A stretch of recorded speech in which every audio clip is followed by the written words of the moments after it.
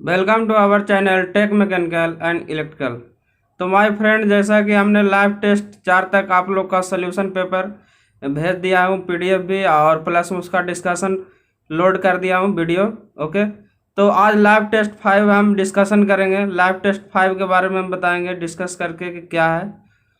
Okay, तो हम चलते हैं क्वेश्चन नंबर 1 की ओर।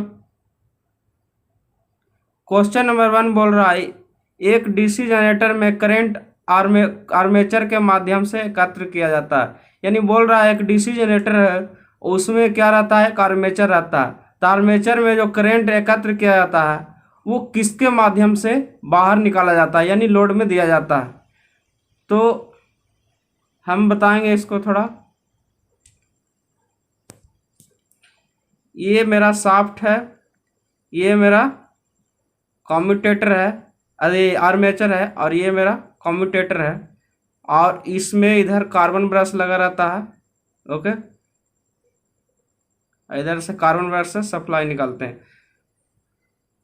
तो क्या होता है कि जब आर्मेचर में करंट मेरा जाता है, इसमें करंट जा रहा है, तो ये करंट मेरा क्या होता है, कम्यूटेटर के माध्यम से कार्बन ब्रश के माध्यम से, कम्यूटेटर से कार्बन ब्रश और कार्बन ब्रश से बाहर निकाला जाता है। तो वही पूछ रहा है इस क्वेश्चन में कि एक डीसी जनरेटर में करंट को आर्मेचर के माध्यम से एकत्र किया जाता है। तो किसके माध्यम से एकत्र किया जाता है?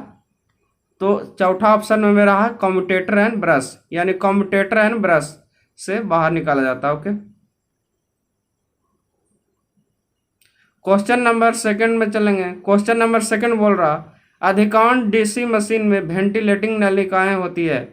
जो हमारा डीसी मशीन होता है उसमें वेंटिलेटिंग मीन्स जो हवा के लिए जो छोड़ा जाता है गैप, वो वेंटिलेटिंग नलिकाएं किस आकार का होता है? तो कैसा होता है मेरा, radial as well as longitudinal, जिससे हवा जाकर क्या करता है, अंदर जो मशीन चल रहा है या शाफ्ट है या फिर आर्मेचर है उसको ठंडा करता है। ओके, क्वेश्चन नंबर 3 मेरा बोल रहा, 400 bulb are connected in parallel, यानी 4 बल्ब है, वाटेज रेटिंग 100 वाट है और पैरेलल में कनेक्टेड है और 200 वोल्ट सप्लाई दिया जा रहा है। इफ 1 बल्ब गेट फ्यूज, और क्या होता है उसमें से एक बल्ब फ्यूज हो जाता है, तो और बाकी 3 बल्बों पर क्या प्रभाव पड़ेगा, है ना। तो ऑप्शन की ओर चलते हैं। पहला ऑप्शन है no bulb will be light, यानी कोई बल्ब नहीं जलेगा।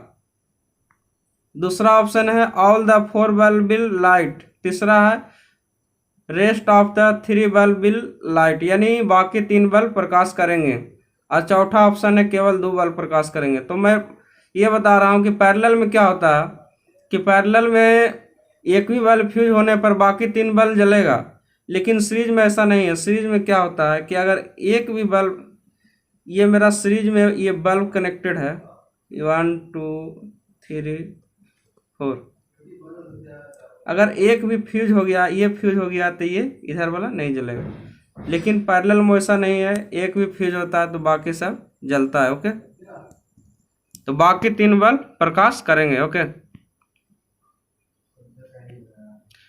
चौथा क्वेश्चन बोल रहा है the frequency of alternating quantity, यानी बोल रहा है फ्रीक्वेंसी का परिभाषा में रूप से क्या होता है।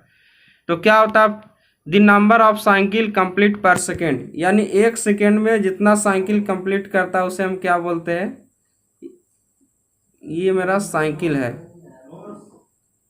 बोल रहा the number of cycle complete पर सेकेंड, एक सेकेंड में जितना साइकिल कंप्लीट करे उसे हम फ्रीक्वेंसी बोलते हैं। 2 साइकिल 3 साइकिल जितना भी कंप्लीट करे उसे हम क्या बोलते हैं, फ्रीक्वेंसी। ओके,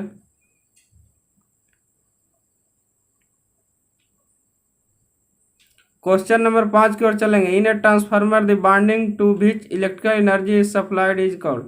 बोल रहा कि जो इलेक्ट्रिकल एनर्जी हम सप्लाई करते हैं ट्रांसफार्मर में, वो कौन सा बाइंडिंग में देते हैं, प्राइमरी में या सेकेंडरी में। तो 2 तरह का बाइंडिंग होता है, एक प्राइमरी एक सेकेंडरी। तो सप्लाई किस में देते हैं, प्राइमरी में, और लेते किस से हैं, सेकेंडरी से। आउटपुट सेकेंडरी से लेते हैं, इनपुट प्राइमरी में देते हैं। ओके,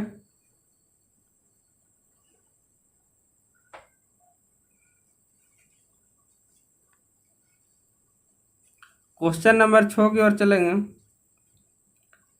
बोल रहा डीसी मशीन के आर्मेचर में प्रवाहित होने वाली प्रकृति क्या होता है। तो डीसी मशीन में जो आर्मेचर होता है उसमें मेरा क्या होता है, कौन सा नेचर का करंट प्रवाह होता है, एसी और डीसी। तो डीसी मशीन में या डीसी मोटर हो या डीसी जनरेटर हो, जो मेरा जनरेट होता है आर्मेचर में वो हमेशा एसी नेचर का होता है। ओके,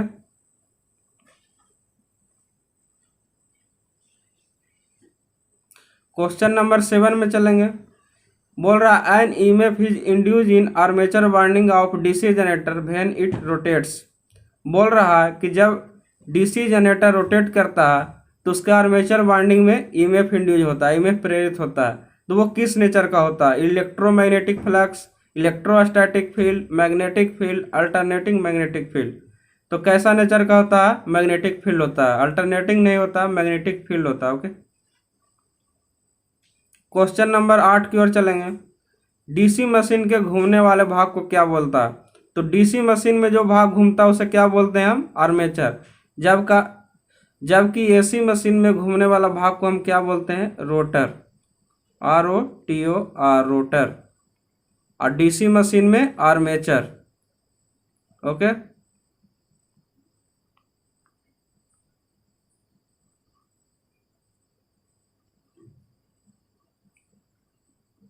क्वेश्चन नंबर 9 की ओर चलेंगे। The direction of rotation of DC series motor can be reverse by the interchanging terminal. बोल रहा डीसी सीरीज मोटर के घूमने की दिशा को हमको चेंज करना है, तो हम कैसे चेंज करेंगे? तो डीसी मशीन में घूमने की दिशा चेंज करने के लिए क्या करते हैं, या आर्मेचर या फील्ड वाइंडिंग के कनेक्शन आपस में चेंज करते हैं, या फील्ड वाइंडिंग या आर्मेचर का कनेक्शन आपस में चेंज करते हैं, किसी एक को, दोनों को नहीं। ऑप्शन में ये भी रहेगा, और फील्ड वाइंडिंग और आर्मेचर वाइंडिंग दोनों, फील्ड वाइंडिंग या आर्मेचर वाइंडिंग, तो एक किसी एक को चेंज करते हैं, दोनों को नहीं। ये फील्ड वाइंडिंग को चेंज करेंगे तो आर्मेचर को नहीं, आर्मेचर वाइंडिंग को चेंज करेंगे तो फील्ड वाइंडिंग को नहीं। ओके, क्वेश्चन नंबर 10 की ओर चलेंगे। Which of the following question is the same in all parts of series circuit. बोल रहा सीरीज सर्किट में कौन सा ऐसा चीज़ है जो कि हमेशा सेम रहता है। ये मेरा बात के मतलब, ये मेरा रेजिस्टेंस के माध्यम से समझा रहा हूँ। ये मेरा रेजिस्टेंस है, सीरीज सर्किट है, ये मेरा सप्लाई है, ये मेरा लोड है। तो सीरीज सर्किट में क्या सेम होता है, तो क्या होता है मेरा करंट। ये आप लोग को मालूम होगा, नॉर्मल क्वेश्चन है। सीरीज सर्किट में करंट सेम होता है और वोल्टेज रेजिस्टेंस के अनुसार, जैसे ER है तो इसके अनुसार V1 V2 वोल्टेज चेंज होता है, लेकिन करंट हमेशा सीरीज सर्किट में सेम होता है। ओके, जबकि पैरेलल सर्किट में मेरा वोल्टेज सेम होता है और करंट अलग अलग होता है, हर एक रेजिस्टेंस के लिए, हर एक लोड के लिए अलग अलग होता है। ओके, क्वेश्चन नंबर 10 में बोल रहा, 10 में, ये 10 नंबर तो हमने बता दिया, चलेंगे 11 नंबर में। ओके,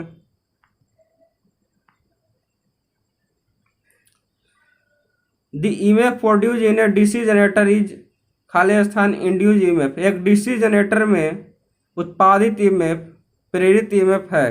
बोल रहा डीसी जनरेटर में जो ईएमएफ मेरा उत्पन्न होता है, जनरेट होता है, वो किस नेचर का रहता है, डायनेमिकली रहता है, स्टैटिकली रहता है। तो हम जानते हैं कि ईएमएफ मेरा दो नेचर का होता है, एक होता है डायनेमिकली, एक होता है स्टैटिकली। ओके, तो जो मेरा घूमने वाला भाग होता है उसे हम बोलते हैं डायनेमिक नेचर का। यानी डीसी जनरेटर में जो मेरा रोटर रहता है, यानी आर्मेचर जो रहता है, आर्मेचर मेरा घूमता है। डीसी जनरेटर हो या मोटर हो या फिर एसी सर्किट में कोई भी हो, 3 फेज में इंडक्शन मोटर हो, जो भी घूमने वाला भाग से ईएमएफ जनरेट करेगा उसे हम बोलेंगे डायनेमिकली इंड्यूस ईएमएफ। और जो स्टैटिकली इंड्यूस ईएमएफ होता है वो क्या करता है, घर्षण के द्वारा, जब टो पार्ट को आपस में रगड़ते हैं तो उसके द्वारा जो ईएमएफ जनरेट होगा तो उसे हम बोलेंगे स्टैटिकली ईएमएफ।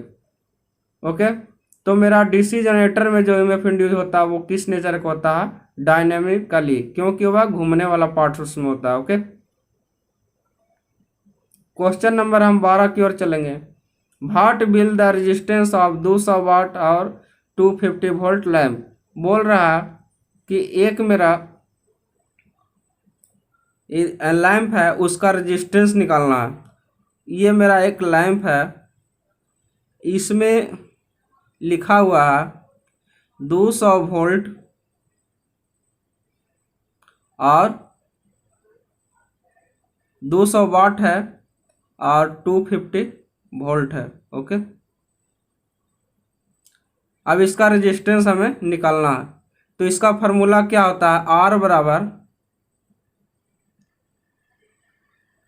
बराबर क्या होता है, V² बाई W। ये फार्मूला लगा के V² कितना है, 250 इंटू 250, W कितना है मेरा 200 वोल्ट। ये 0.2 कट जाएगा और जब इसे हम हल करेंगे तो कितना आएगा मेरा 625/2। जब इसे हम कैलकुलेट करेंगे तो कितना आएगा 312.5। ओके, तो मेरा कितना आंसर आ रहा है 312.5। क्वेश्चन नंबर 13 में चलेंगे। 1 mega ohm resistance is equal to, 1 mega ohm प्रतिरोध किसके बराबर होता है। तो 1 मेगा ओम प्रतिरोध में क्या होता है, 10⁶ हम जानते हैं। 1 मेगा ओम में 10⁶ ये हो गया 1 मेगा ओम। ओके, 1 मेगा ओम में 10⁶ ओम। लेकिन यहाँ पर मेरा किलो ओम में लिखा हुआ था। किलो ओम क्या होता है, किलो होता है 10⁻³ ओम। ओके, तो 10⁻³ और 10⁻³ तो कितना हो जाएगा टोटल 10⁶। तो 10 ऑप्शन नंबर हम 3 में देख रहे हैं कि 10⁻³ किलो ओम में है और 10⁻³ इधर है 1 1 2 3, यानी ऑप्शन नंबर 3 मेरा क्या है, करेक्ट है। यानी 1000 किलो ओम को जब हम लिखेंगे तो कितना होगा 10⁶ ओम। 10⁶ ओम में क्या होता है 1 मेगा ओम। ओके, क्वेश्चन नंबर हम 14 में चलेंगे। 14 नंबर क्वेश्चन मेरा बोल रहा, if the time period of N alternating quantity is 0.02 second, what will it's frequency. यानी फ्रीक्वेंसी मेरा निकालने बोल रहा है जब टाइम पीरियड मेरा दिया गया है। तो टाइम पीरियड जब मेरा दिया गया फ्रीक्वेंसी निकालने के लिए बोला जाता है, तो F बराबर मेरा क्या होता है 1/T। ये मेरा क्या होता है फार्मूला।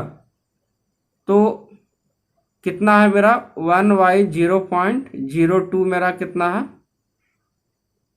ये मेरा है टाइम पीरियड है 0.02। जब इसको पॉइंट हटाएंगे तो इधर क्या होगा डबल शून्य बढ़ेगा और 2 से जब ये कैलकुलेट होगा तो कितना आएगा 50 हर्ट्ज। फ्रीक्वेंसी का यूनिट होता है हर्ट्ज या साइकिल पर सेकेंड। ओके, तो मेरा कितना आंसर आ गया 50 हर्ट्ज। ओके, तो ऑप्शन नंबर 2 करेक्ट है।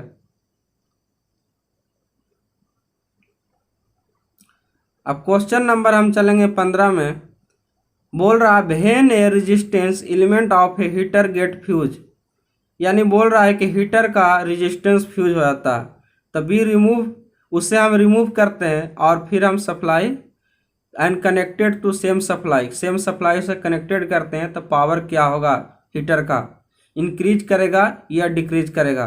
तो ये आपको मालूम होना चाहिए कि जब हम हीटर में से एक प्रतिरोध मेरा फ्यूज हो जाता है और उसे हम निकाल देते हैं रेजिस्टेंस को, और उसके बाद उस हिस्से को निकालने के बाद उसे सप्लाई से फिर जोड़ते हैं, तो उसके द्वारा जो खींचा गया पावर है, बिजली है, वो पहले से ज़्यादा इंक्रीज करेगा, बढ़ेगा, ना कि घटेगा। ओके, और ऐसा क्वेश्चन एग्जाम में दिया जाता है कन्फ्यूज के लिए, और बहुत ज़्यादा डिक्रीज करके ऑप्शन चलाएंगे, लेकिन इसमें क्या होता है कि पावर मेरा पहले से ज़्यादा खींचता है। ओके, क्वेश्चन नंबर 16 में बोल रहा है which of the following current is considered dangerous for the human. बोल रहा है कि कौन सी करेंट है जो मानव शरीर के लिए खतरनाक माना जाता है, यानी डेंजरस। वहाँ पर से क्या होता है मानव शरीर ह्यूमन बॉडी के लिए सबसे ज़्यादा इफेक्टेड हो जाता है और आकस्मिक मृत्यु भी हो सकती है। तो कितना मिली एम्पियर करेंट है, तो ये ऑप्शन नंबर 3 मेरा जो है 50 मिली एम्पियर। 50 मिली एम्पियर में क्या होता है की मृत्यु भी हो सकता है। लेकिन 20 मिली एम्पियर से कम रहेगा, 10 मिली एम्पियर, 15 मिली एम्पियर, तो शॉक लगता है लेकिन आदमी को उतना प्रभाव नहीं होता। इसलिए 50 मिली एम्पियर मेरा बहुत ज़्यादा खतरनाक है। ओके, क्वेश्चन नंबर 17 में बोल रहा वेल्डिंग जनरेटर बिल है, वेल्डिंग जनरेटर में कौन सा बाइंडिंग होता है? तो जैसा कि हम जानते हैं कि लैप बाइंडिंग में क्या होता है, मेरा लैप के लिए क्या होता है, करंट हाई चाहिए, वोल्टेज लो। लैप में करंट ज़्यादा रहता है, वोल्टेज कम रहता है। तो लैप बाइंडिंग क्यों यूज करते हैं? तो वेल्डिंग जनरेटर में मेरा करंट ज़्यादा चाहिए, इसलिए हम क्या करते हैं, लैप बाइंडिंग यूज करते हैं वेल्डिंग जनरेटर में। ओके, वेव बाइंडिंग नहीं यूज करते। द रोटर इज खाली स्थान to the shaft in DC machine. बोल रहा है एक डीसी मशीन शाफ्ट होता है, उसमें रोटर के लिए कैसा रहता है, वेल्डेड रहता है, सोल्डर्ड रहता है, बोल्टेड रहता है। तो डीसी मशीन का जो शाफ्ट के लिए रोटर रहता है वो कैसा रहता है, कीड, KEYED, कीड। ओके, क्वेश्चन नंबर चलेंगे 19 में। बोल रहा if in a circuit the voltage is reduce to the half and resistance is double. बोल रहा एक सर्किट में रहा, यदि किसी सर्किट में वोल्टेज आधा हो जाता है, प्रतिरोध दुगना हो जाता है, तो करंट क्या हो जाएगा, 1/4 हो जाता है। कैसे होता है, एक एग्जाम्पल लेकर हम देखेंगे। क्या बोल रहा है, यदि किसी सर्किट में वोल्टेज आधा हो जाए, तो अगर पहले से मेरा वोल्टेज है, पहले से बिफोर क्या करेंगे, बिफोर मेरा क्या था, वोल्टेज कितना था, 10 वोल्ट। ओके, और प्रतिरोध, किसी सर्किट का वोल्टेज आधा हो जाता, बिफोर वोल्टेज था 10 वोल्ट, अभी कितना हो गया, 5 वोल्ट। ओके, और प्रतिरोध दुगना हो जाता, पहले प्रतिरोध था 10 ओम और अभी कितना हो जाता है, 20 ओम। ओके, तो करंट बन जाएगा। तो अभी हम आई निकालेंगे तो क्या मेरा हो जाएगा, आई बराबर V/R, 5/20, 5 चौका 20, 1/4 हो जाता है। तो पहले के अलावा जब बाद में हम निकालते हैं तो करंट मेरा क्या हो जाता है, 1/4। ओके, ये कैलकुलेट करके देख लीजिएगा आप, कोई सा भी कैसा भी एग्जाम्पल लीजिएगा और जब करंट निकालना हो तो निकाल कर आप देख सकते हैं करंट मेरा क्या होता है, जब 1/4 हो जाता है। जब वोल्टेज आधा हो जाएगा, प्रतिरोध दुगना हो जाएगा, तो करंट 1/4 हो जाएगा। Okay, transformer is device use to. Transformer एक उपकरण है जिसका उपयोग किसके लिए किया जाता है। सबसे लास्ट क्वेश्चन है, और ट्रांसफार्मर में ये क्वेश्चन बार बार पूछा जा रहा है, आप लोग को एग्जाम में भी आ सकता है, तो आप इस क्वेश्चन को अच्छा से देखिए। बोल रहा है ट्रांसफार्मर एक उपकरण है जिसका उपयोग किसके लिए किया जाता है। तो सबसे पहले हम ट्रांसफार्मर में बार बार आपको बताएं कि ट्रांसफार्मर में दो चीज़ ऐसा है जो कभी चेंजेबल नहीं होता। क्या होता है, पावर और फ्रिक्वेंसी सेम रहता है, लेकिन पावर का क्या होता है, ट्रांसफ़र होता है एक सर्किट से दूसरा सर्किट। इसके लिए कन्फ्यूज नहीं होना है आप लोग को, क्योंकि कन्फ्यूजन में ये होता है कि हम तो बोल दें कि चेंज नहीं होता, लेकिन आप चेंज नहीं होकर समझ लीजिएगा कि पावर का ट्रांसफ़र भी नहीं हो सकता। लेकिन पावर एक ऐसा चीज़ है जो कि उसका ट्रांसफ़र होता है, ये ट्रांसफ़र। तो इसका राइट आंसर मेरा 3 नंबर में बोल रहा है, ट्रांसफ़र क्या करता है, इलेक्ट्रिकल एनर्जी को एक सर्किट से दूसरे सर्किट में ट्रांसफ़र करता है विदाउट एनी कनेक्शन। यानी हम समझेंगे इसको, ये मेरा प्राइमरी बाइंडिंग है, ये मेरा सेकेंडरी बाइंडिंग है, ये यहाँ पर क्या रहता है, इसके बीच कोई कनेक्शन नहीं है, लेकिन यहाँ मेरा लोड लगा हुआ है। ओके, ये मेरा प्राइमरी में सप्लाई दे रहे हैं। ओके, इसके बीच कोई कनेक्शन नहीं रहता, लेकिन ये जो मेरा आयरन कोर है इससे सप्लाई जाता है बिना कनेक्शन के। मेरा बोल रहा है कि प्राइमरी से सेकेंडरी में पावर को ट्रांसफ़र हो जाता है, तो इसीलिए राइट है 3 नंबर। तो आज के लिए इतना ही, और आपका आगे का जो लाइव टेस्ट चल रहा है वो आपको दिया जाएगा और उसका भी फिर सल्यूशन हम देंगे।